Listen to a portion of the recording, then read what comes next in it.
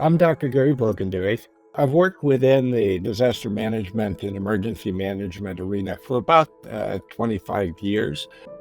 In September 28th, Hurricane Ian hit Florida, and that is where our house is. This is our primary place where we live. And we knew the potential for this was very bad, where they had estimated that there could be tidal surge up to 12 feet. And our little cottage is approximately 100 feet from the water. So we knew we were likely to be hit. But I had not anticipated that I would be able to apply for a grant from AVMA.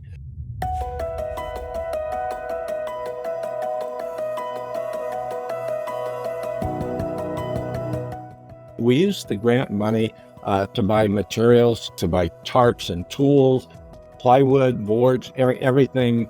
We didn't know what we were going to see when we got there, but we knew we would need a lot of these things.